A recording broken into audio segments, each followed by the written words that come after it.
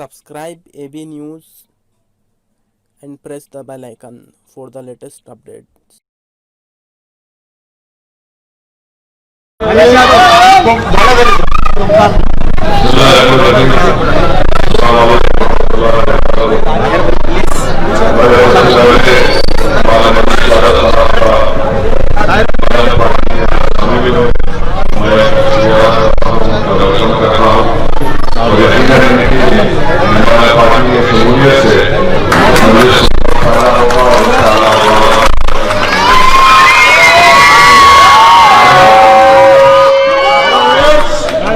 मैं आपको मुख्तसर की गुजारिश करने आया हूं।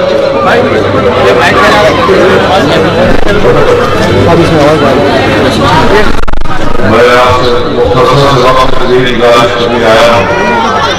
पहले दिसंबर के दिन मस्जिद इंतखाबात के आयोजित करने और 5 साल पहले आपने मस्जिद से मुबारक कामयाब किया था और उसके बाद से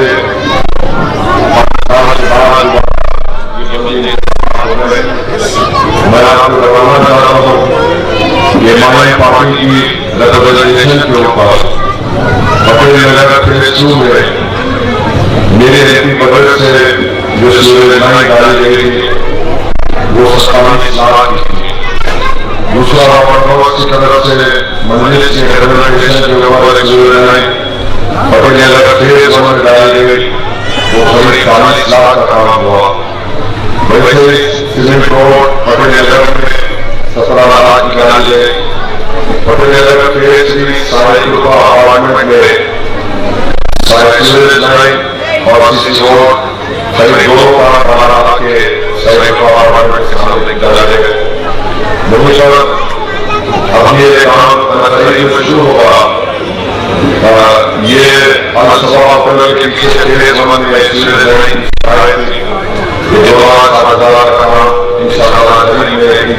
शुरू होगा। तो कुल 5 साल में अपने नगर में एक करीब 1.5 करोड़ के करीब सीमेंट रोड सीवरेज लाइन और तमाम काम लगाए गए। मैं ये नहीं कह रहा हूँ कि पूरे काम अपने नगर में पहुंचे हैं। मैं तो रवाना किया हूँ। आपने मुझे तारीख से इशारे से मुझे बताया। मैं आपसे वादा कर रहा हूँ कि काम नहीं हुए हैं। इंशाअल्लाह ताला जरूर हम वो तमाम काम को पूरा करेंगे ताकि यहाँ से पकड़े लगा बल्कि गलती नफर इस्लामाबाद में जहाँ कमेटी जो डेवलपमेंट काम किए हुए हैं उन तमाम काम को हम पूरा करेंगे। ये आपसे वादा है। दूसरी बात जो मैं आपसे अर्ज करने आया हूँ कि बहुत से घर में 10,000 रुपये की स्कीम जो रुक गई है उसकी वजह से कई मुस्तहक लोगों को 10,000 रुपये की स्कीम को पैसे नहीं मिले। मैं आपसे वादा कर रहा हूँ कि इंशाअल्लाह 4 तारीख के बाद उन तमाम घर जहाँ पर पैसे नहीं मिले उनका नंबर ये है और आधार कार्ड के जरिए जो बैंक अकाउंट डिटेल्स है इंशाअल्लाह तमाम डिटेल्स जो हमको आपने दी है 4 तारीख के बाद जब स्कीम दोबारा शुरू होगी तो आपके बैंक अकाउंट में इंशाअल्लाह वो पैसे गवर्नमेंट तरफ से आएंगे। ये हमारा आपसे वादा है। पूरी कोशिश करेंगे वो काम को करवाएंगे। मैं मानता हूँ कि मुस्तहक लोगों को पैसे नहीं मिले। तीसरी बात मैं आपको बताने आया हूँ कि ये बल्दिया के इंतखाबात बड़े अहम हैं और बल्दिया के इंतखाबात ऐसे लग रहे हैं कि जैसे पूरे हैदराबाद की आवाम मुल्क के वज़ीर आज़म का इंतखाब कर जा रही है। इतना तरीके से इलेक्शन को इतना चौड़ा दिया गया। इसीलिए मेरी आपसे गुजारिश है कि आप अपना एक वोट एमआईएम पार्टी का इस्तेमाल करेंगे। बीजेपी के पास बोलने को कुछ नहीं है, दिखाने को कुछ नहीं है, करने को कुछ नहीं है। 5 साल यहाँ पर इनके लेवल कहा वो बेचारे क्या काम कर रहा है डेवलपमेंट का वो आप जानते हैं। जहाँ कहीं भी मस्जिद की नुमाइंदगी का काम हुआ बीजेपी की असेंबली की तरफ से या बीजेपी की पार्टी की तरफ से या कांग्रेस पार्टी की तरफ से या टीआरएस पार्टी की तरफ से कुछ नहीं हुआ। मिसाल के तौर पर तो खाना में पुराना पुलिस स्टेशन के पास बरसों से वहां पर शिकायत थी कि जब कभी बारिश होती तो आधा तो खाना डूब जाता। मैं खुद जाकर रहमत को लेकर बल्दिया के कमिश्नर से मुलाकात किए, बल्दिया के आला अहदेदारों से मुलाकात किए और उसके बाद हाई कोर्ट का काम मंजूर हुआ। अल्हम्दुलिल्लाह वो काम पूरा हो चुका है। कल बेगम बाजार की रोड थी, जो मेन रोड थी, उसको भी खोल दिया गया। लोग देख रहे हैं कि मजलिस पार्टी पर यह इल्जाम लगाया जा रहा कि मजलिस पार्टी सिर्फ मुसलमानों की बात करती है, मजलिस पार्टी कम्युनल है। मेरे भाई, मैं आपसे गुजारिश कर रहा हूँ, दारुल सलाम में हर कोई आकर हमसे काम देता है, हम किसी का नाम या उसका मजहब या उसकी जात पूछकर काम नहीं करते। आप हमारे करीब हैं, आप हमारा काम दे रहे हैं। हम आपसे यही गुजारिश कर रहे हैं कि काम की बुनियाद पर आप उनको कामयाब करिए। जो बीजेपी की तरफ झूठा प्रोपेगेंडा किया जा रहा है कि मजलिस कांग्रेस है, कम्युनल पार्टी है, मैं आपको बता रहा हूँ कि पुराना डिवीजन से हमने चौथी मरतबा राजभवन को वहां पर टिकट दिया, 3 मरतबा कॉर्पोरेटर में, चौथी मरतबा हमने राजभवन को वहां पर टिकट दिया। कारमान बंदी डिवीजन में राजेंद्र यादव को टिकट दिया, वो कामयाब हुए। अब की बात स्वामी यादव साहब को टिकट दिए, देखना इंशाअल्लाह वो भी वहां से कामयाब हुए। इसीलिए जामात डिवीजन से हमने डी मोहम्मद को दिया और आपकी बात यहाँ से रवि को हमने टिकट दिया। और मुझे उम्मीद है कि जामात डिवीजन की तमाम जनता बिला जहाज मिल्लत हमारे कैंडिडेट को कामयाब करेगी, उनके हक में अपने वोट का इस्तेमाल करेगी।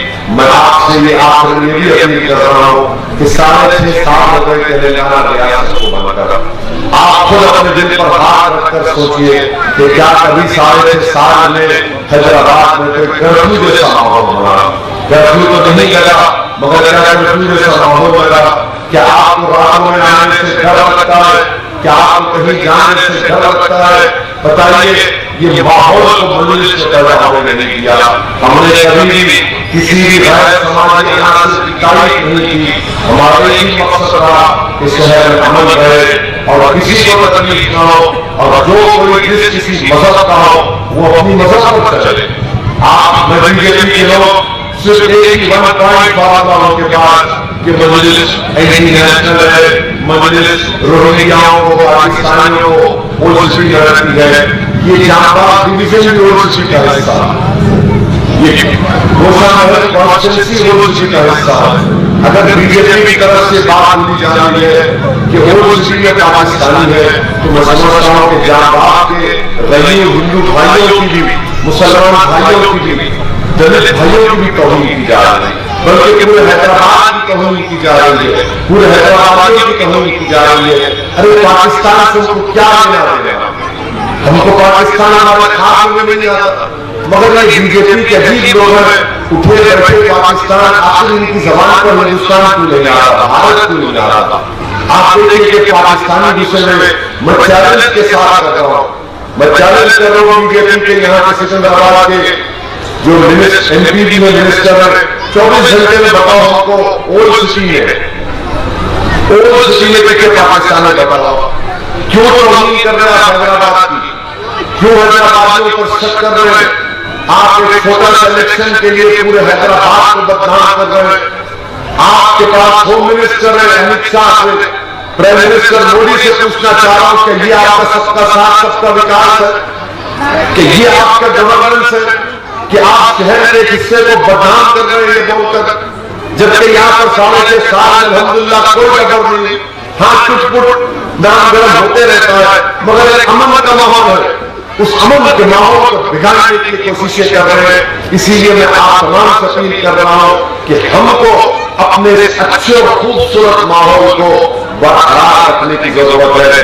और इसीलिए मैं आपसे अपील कर रहा हूँ कि रवि साहब को टिकट हमने दिया है, आप रवि को कामयाब करिए।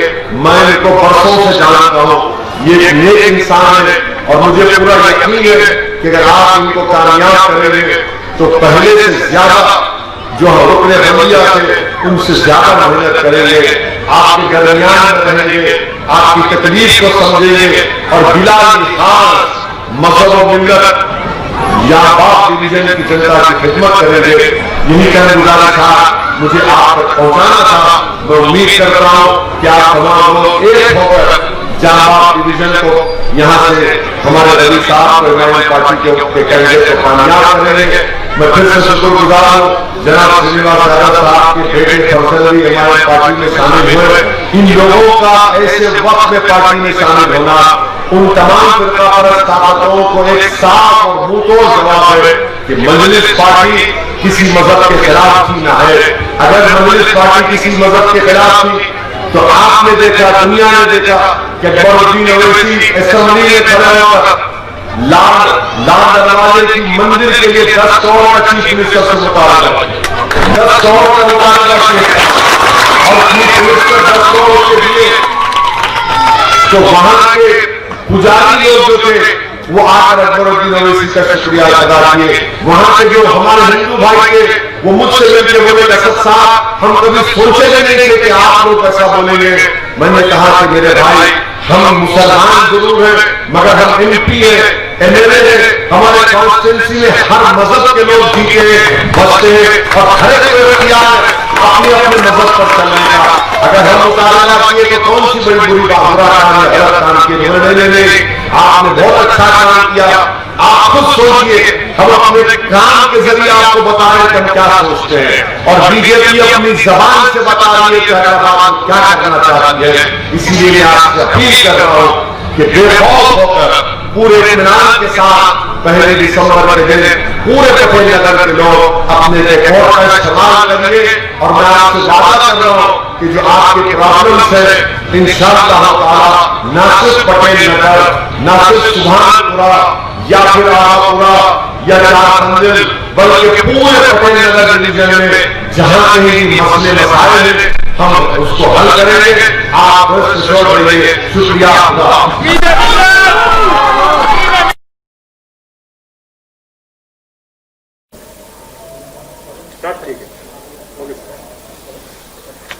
आज एक बड़ा खुशी और तारीखी दिन है हमारी पॉलिटिकल पार्टी के लिए कि बिहार प्रदेश में एमआईएम पार्टी को बिहार की जनता ने न सिर्फ अपने वोटों से बल्कि अपनी मोहब्बतों से इतना नवाजा कि मेरे पास अल्फाज नहीं है कि कैसे मैं उनका शुक्रिया अदा कर सकूं। मगर मैं सबसे पहले अल्लाह सुब्हाना व तआला का शुक्रिया अदा करता हूं कि अल्लाह के फजल व करम से मजलिस इत्तेहादुल मुस्लिमीन को एक तारीख़ी कामयाबी बिहार में मिली है। मैं साथ ही साथ जो हमारे बिहार प्रदेश के अध्यक्ष हैं जनाब अख्तरुल ईमान साहब का और जनरल सेक्रेटरी आफ्ताब साहब का, आदिल साहब का और तमाम बिहार के मेरे पार्टी के ज़िम्मेदारों का शुक्रिया अदा करता हूं कि उनकी बड़ी सख्त जिद्दोजहद और मेहनत रही और उसी मेहनत का नतीजा रहा कि आज हमको एक बहुत बड़ी कामयाबी हासिल हुई। साथ ही साथ में हमारे जो एमआईएम पार्टी के ऑब्जर्वर जनाब माजिद साहब जो हैदराबाद के साबिका मेयर रहे हैं, जो पिछले 5 साल से रेगुलर बिहार को जा रहे हैं और अख्तरुल ईमान साहब के साथ उन्होंने पार्टी को मजबूत किया है, मैं उनका और जो हैदराबाद से महाराष्ट्र से इम्तियाज़ जलील साहब आए, डॉक्टर गफ्फार कादरी, सैयद मोइन, फिरोज़ लाला और उत्तर प्रदेश से हमारे शौकत साहब, ये तमाम लोग वहाँ पर आकर कई दिन 20 दिन कैंप किए, मेहनत किए, इनका भी मैं शुक्रगुजार हूँ। मैं इस मौके पर जनाब कुशवाहा साहब का, बहन मायावती का, देवेंद्र यादव साहब का, राजभर साहब का भी शुक्रिया अदा करता हूं कि हम लोग उनके साथ ग्रैंड डेमोक्रेटिक सेकुलर फ्रंट बनाए, हमने साथ इलेक्शन लड़ा। और मैं सीमांचल की जनता का दिल की गहराइयों से उनका शुक्रिया अदा करता हूं कि उन्होंने मजलिस के उम्मीदवारों को कामयाब किया। और मैं उनको तयक़ुन देना चाहता हूं कि हमने हमेशा इस बात को कहा है कि जब हमने बिहार में अपनी सियासी सफ़र का आगाज़ किया तो हम इस बात का वादा किए थे और आज भी हम ये कह रहे हैं कि हम सीमांचल से इंसाफ कराएंगे, सीमांचल की सरजमीन पर बसने वालों से पिछले 60 साल से इंसाफ नहीं हुआ। वो न सिर्फ बिहार बल्कि पूरे भारत का सबसे पिछड़ा इलाका है। इसीलिए सीमांचल से इंसाफ की लड़ाई ये जारी रहेगी और जो हमको सीमांचल की जनता ने हमारे उम्मीदवारों को वहां पर विधायक बना है, इंशाअल्लाह ताला हम उनके भरोसे पर पूरा उतरने की कोशिश करेंगे। जो वहां के मसाइल हैं, जो वहां का बैकवर्डनेस है, जो वहां पर बाढ़ आने के बाद जो जमीन कटती है, वहां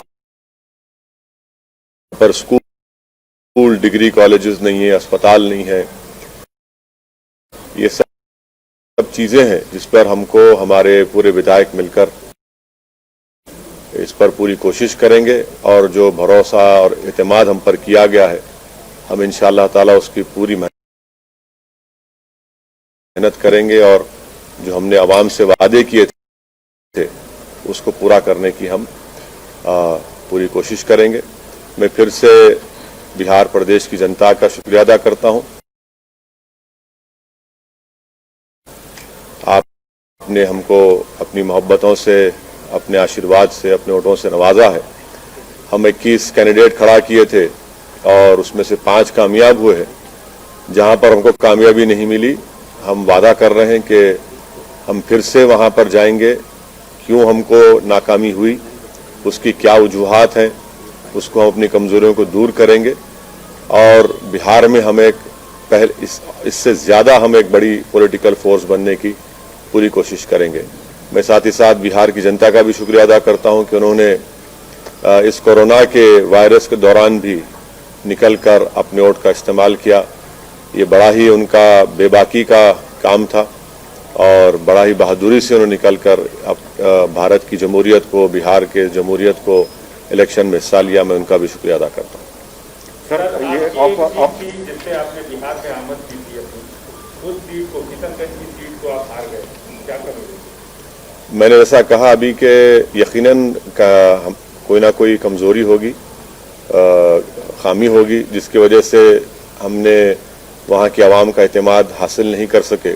इस पर हम बैठकर बात करेंगे जनाब कमरुल्लाह साहब से और उन कमजोरियों को दूर करेंगे और इंशाअल्लाह ताला हम दोबारा उस सीट को, उस पर कामयाबी हासिल करेंगे। सर, आप तकरीबन 15 दिन वहाँ पे कैंपेनिंग किए और 50 से भी ज़्यादा सभाएं किए, तो कैंपेनिंग के दौरान आपने क्या देखा और ये जो नतीजे आए हैं उसको कैसा आंकते हैं सर? मैं वहाँ पर 65 सभाएं मैंने की, जनाब कुशवाहा साहब के पार्टी के कैंडिडेट्स के लिए, बहुजन समाज पार्टी के कैंडिडेट्स के लिए और फिर उसके बाद हम अपने पार्टी के कैंडिडेट्स के लिए कैंपेनिंग में हिस्सा लिए।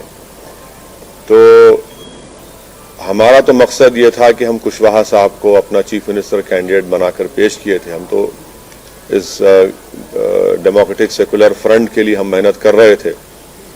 अब अब तक जो नतीजे आए वो हमारी क्या बोलना चाहिए, हमारी ख्वाहिश के बरक्स हैं, उसका अपोजिट है। अब जो नतीजा है, जो भी है, अब तक जितना आया, अभी काउंटिंग चल रही है, ये तो बिहार की जनता का फैसला है और जमहूरियत में आवाम का फैसला जो होता है वो नतीजा वही निकलता है। तो अब मैं कौन होता हूँ जब इतने बड़े बड़े सेफोलॉजिस्ट उनके प्रेडिक्शन गलत निकले। तो असदुद्दीन ओवैसी तो ट्विंकल ट्विंकल लिटिल स्टार है, तो हम तो अपना जो काम करना था हम किए। अब देखिए फाइनल नतीजा जब आता है जब ही कुछ बताया जा सकता है। फाइनल नतीजा अगर जरूरत पड़ी तो क्या आरजेडी के साथ जाएंगे सर? देखिए प्रसाद साहब, हमारी लड़ाई जो है सीमांचल के इंसाफ की लड़ाई रही है और मैंने अभी शुरुआत में ये कहा कि सीमांचल न सिर्फ बिहार बल्कि भारत का सबसे बैकवर्ड एरिया है और जितनी पार्टीज को उनको सत्ता मिली, इख्तिदार मिला, उन्होंने सीमांचल से इंसाफ नहीं किया। मिसाल के तौर पर जितने एजुकेशन इंस्टीट्यूट्स हैं वो या तो पटना, नालंदा या फिर दरभंगा के अतराफ में बनाए गए। एम्स लाया गया तो सीमांचल को उससे महरूम कर दिया गया। एक गवर्नमेंट का अस्पताल सीमांचल में नहीं है। हर साल बाढ़ की वजह से हजारों एकड़ जमीन कट जाती है, फसल बर्बाद हो जाती है और फसल का उनको मुआवजा जो 3 डिसमिल जमीन मिलना या उसका मुआवजा मिलना वो नहीं मिलता। सबसे ज्यादा पलायन वहां के नौजवान दिल्ली, हरियाणा, पंजाब जाकर वहां के खेतों में काम करते हैं। तो इसलिए हमारे लिए सीमांचल का डेवलपमेंट और मैंने आपको याद दिलाना चाहता हूं कि बहैसियते मेंबर ऑफ पार्लियामेंट मैंने एक प्राइवेट मेंबर्स बिल भी पार्लियामेंट में दिया था कि आर्टिकल 371 के तहत एक रीजनल डेवलपमेंट काउंसिल बनाया जाए, जिस तरह हैदराबाद कर्नाटक रीजन में बनाया गया था, क्योंकि जब तक वो बनता नहीं उस इलाके से इंसाफ नहीं होगा। तो सीमांचल के इंसाफ की लड़ाई हमारे लिए बहुत अजीज है, बहुत करीब है और हम उस लड़ाई को जारी रखेंगे। आपके सवाल का जवाब उसी वक्त दिया जा सकता है जब पूरे रिजल्ट सामने आ जाएंगे, किस पार्टी के पास कितने एमएलए जीते, उसके बाद हम फैसला लेने के मौक़िफ़ में रहेंगे। मगर मैं आपको इतना बताऊंगा कि हमारे जो 5 एमएलए हैं और हमारे जो बिहार प्रदेश के अध्यक्ष जनाब अख्तर इमान साहब, मैं उनसे भी बात करूंगा, उनसे भी हम लोग बात करके उनसे पूछेंगे, उनका मशवरा लेंगे और उसके बाद जब सामने पूरे नतीजे आएंगे वो देखकर फिर कुछ फैसला लिया जाएगा। अभी इस पर मैं कैसे बताऊंगा? अब देखिए, इफ्स एंड बट्स में मत बात करिए, जब पूरा नतीजा सामने आ जाएगा। अभी भी काउंटिंग चल रही है, अभी 60-70 लाख वोट अभी काउंटिंग होना बाकी है। तो हर पार्टी के पास कितने एमएलए हैं, कौन वो मैजिक नंबर 122 को पार करता है, वो देखना पड़ेगा। इकरार भी नहीं है, इनकार भी नहीं है। कि सीमांचल के डेवलपमेंट को लेकर अगर कोई धड़ा कॉमन मिनिमम प्रोग्राम के साथ सीमांचल के डेवलपमेंट को लेकर आपके सामने आता है तो क्या आप उसका समर्थन करेंगे? पहले तो रिजल्ट तो आने दीजिए ना। देखिए, पहले तो रिजल्ट, पूरा फाइनल रिजल्ट आने दीजिए। साफ है सर, लेकिन नहीं, क्या साफ है बताइए? मेरे तो साफ नहीं दिख रहा, अभी तक तो कोई साफ ही नहीं है। अभी तक तो कोई ये कभी इधर कभी उधर, यकीनन क्लिफ हैंगर होगा, बट नतीजा तो आने दीजिए, फिर बात करते हैं। मैं आपसे क्या कह रहा हूं कि मैं, हमारे बिहार के अध्यक्ष और एमएलए हम सब बैठेंगे, बात करेंगे, उसके बाद कोई फैसला करेंगे। कितना हमको नहीं बोला गया, क्या क्या नहीं बोला गया, कि अगर पूरे 5 साल में अगर किसी पॉलिटिशियन को अगर गाली दी गई है तो अगर आप टॉप 3 निकालेंगे तो टॉप 3 में हमारा नंबर आएगा। क्या क्या आपने कुछ बाकी नहीं रहा ना बोलने के लिए। अब तो बी टीम, सी टीम, वोट कटवा, पैसे लेते हैं, फुला करते हैं। अब हम हेलीकॉप्टर में उड़ रहे तो कहा कि पेट्रोल फुला डाल रहा है, रिजल्ट आ रहे हैं तो कोई कहता है कि देखो इनका एक काम हो गया। तो ये सब बातें भी तो सामने है ना हमारे, तो ये तो देखना पड़ेगा, हम बैठ के बात करेंगे। लेकिन सर जो सवाल जो अभी किया वो उसी सवाल को मैं फिर से बोल रहा हूँ। सीमांचल का विकास सबसे इम्पोर्टेंट है और उसके लिए सरकार बनाने में कोई भूमिका आप अपनी पाते हैं या सरकार को कुछ इस तरह का सपोर्ट करना, जैसे तेलंगाना में एक व्यवस्था है कि बाहर से सपोर्ट कर देना या उसको समर्थन घोषित कर देना। एक मिनट, तेलंगाना में टीआरएस को किसी की जरूरत है? नहीं है ना। यहां पर पूरा रिजल्ट आ जाने दीजिए, नंबर्स आने दीजिए, फिर अब मैं आपके सामने हाजिर होता हूं। मैं कहां जाऊंगा भाग के आप लोग छोड़ के? हम तो आपके दरमियान में रहते हैं, जवाब देंगे जब आपको पूरा फाइनल रिजल्ट आ जाने दीजिए।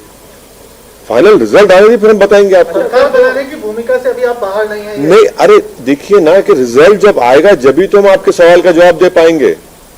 आप इस पोजीशन में मुझे बोलेंगे स्पेकुलेट करो, मैं क्यों स्पेकुलेट करूंगा?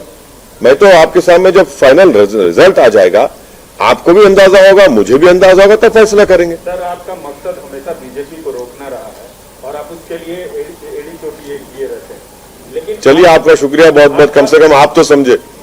लेकिन आप समझ गए, बहुत बड़ी बात है। सवाल पूरा सुन लीजिए सर।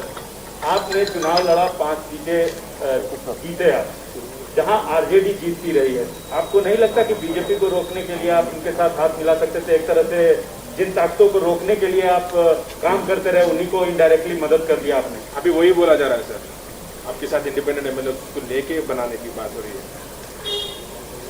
देखिए, मध्य प्रदेश में तो मैंने लड़ा, मैं क्या उड़ के गया था मध्य प्रदेश को। गुजरात में नहीं लड़ा। कैसे हार गए भाई? कर्नाटका हार गए। कितना बोले आप, बोलिए, मुझे फर्क नहीं पड़ता। नहीं, भाई आप सुनिए, देखिए, आप अगर कोई ये समझ रहा है कि भारत में सीमांचल का वोटर किसी का गुलाम है या नौकर है, तो हम उसके जहन के जालों को साफ कर दिए। अभी वोटर सुप्रीम है, वोटर किसी का होस्टेज नहीं है। जो किसी को पसंद करेगा उसको वोट देगा। अगर कोई ये कहता है कि तुम क्यों लड़े, अरे मैं लड़ूंगा भाई, बंगाल लड़ूंगा, यूपी लड़ूंगा, भारत का हर इलेक्शन लड़ूंगा। मुझे क्या पूछना पड़ेगा किसी से मैं लड़ूं या ना लड़ूं? मैं इसलिए लड़ूंगा क्योंकि मुझे डेमोक्रेसी में भरोसा है।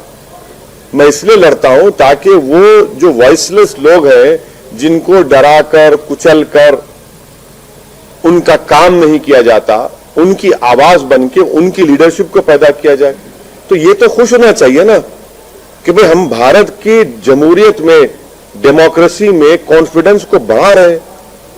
क्यों लड़े, कैसे लड़ना, क्या भाई मैं किसी के मातहत काम नहीं करता। मेरी पार्टी है, मुझे इख्तियार है अपनी पार्टी को फैलाने का।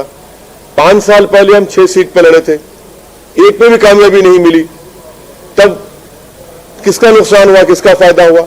झारखंड में लड़ा, 1 सीट नहीं जीत पाया, किसका नुकसान, किसका फायदा हुआ?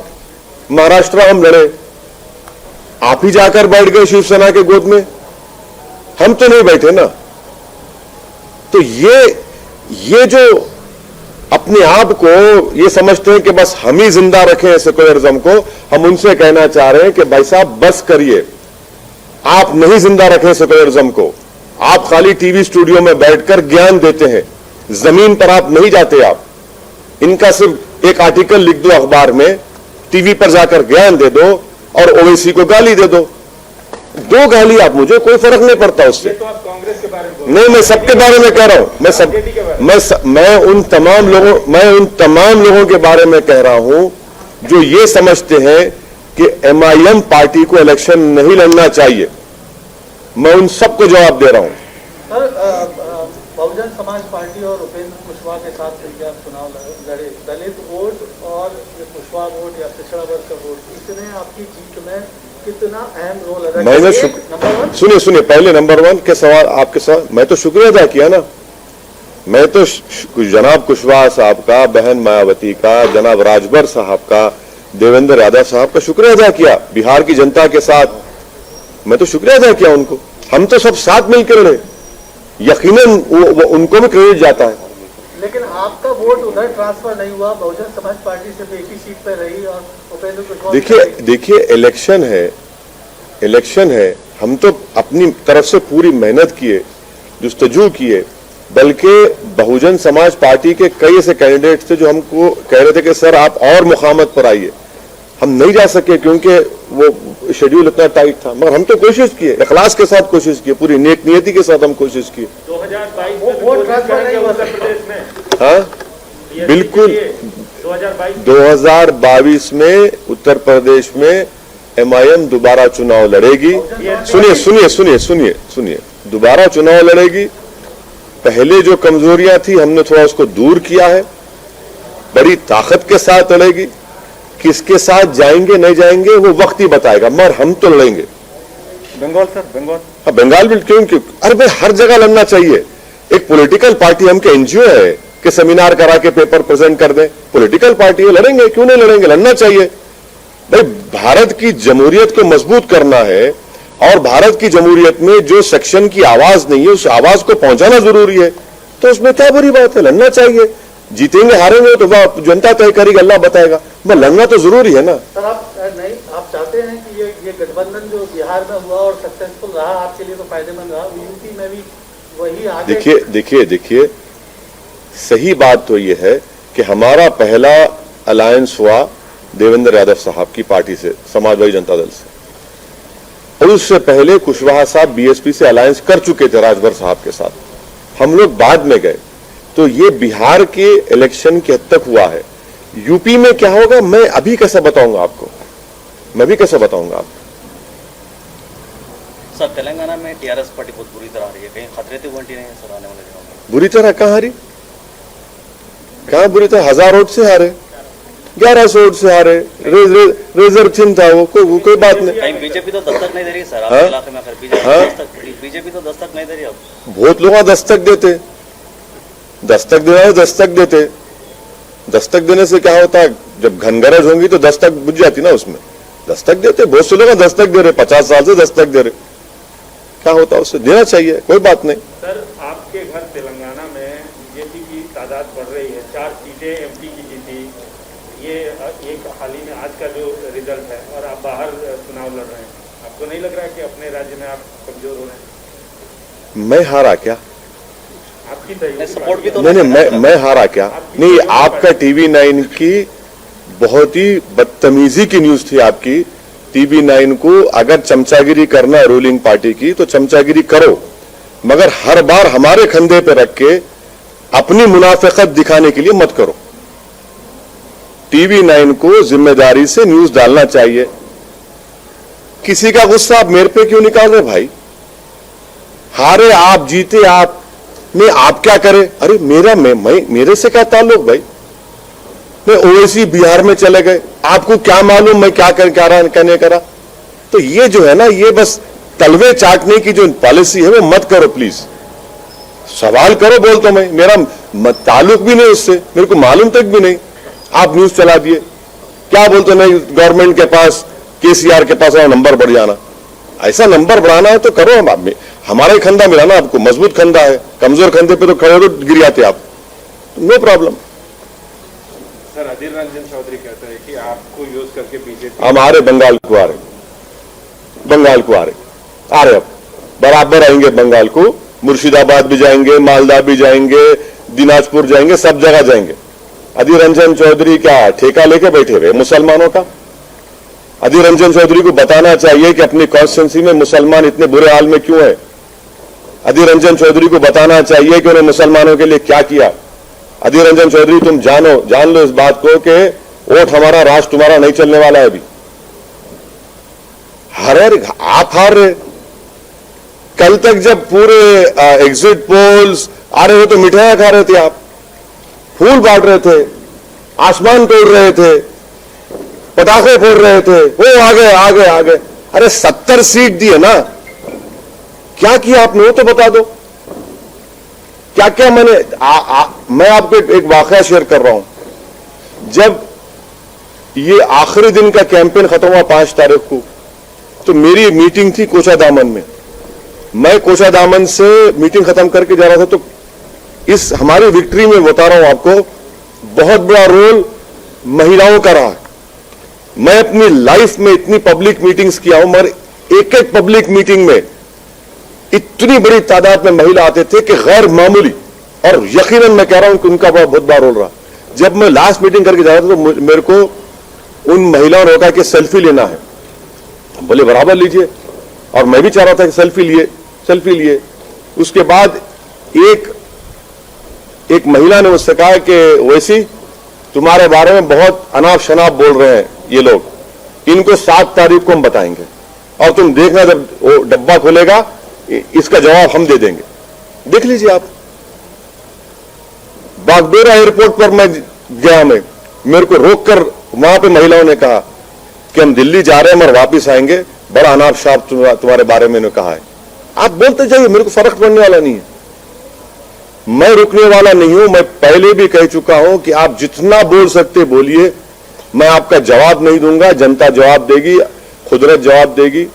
मेरी मौत मेरे को रोक सकती, ये क्या बात है? आप जो कोई बात है, बोले जा रहे हैं, जो मुंह में आया बोलते हैं, तो कुछ तो रुकना चाहिए ना। सर ये गठबंधन का जो फॉर्मूला है, बिहार में बहुत अच्छा काम किया, बंगाल में भी इस तरह की संभावनाएं तलाशने के लिए क्या आप कोशिश करेंगे, और कौन कौन से ऐसे पार्टी आप समझते हैं जो आपकी विचारधारा से मेल खाती हैं और जिनसे कुछ?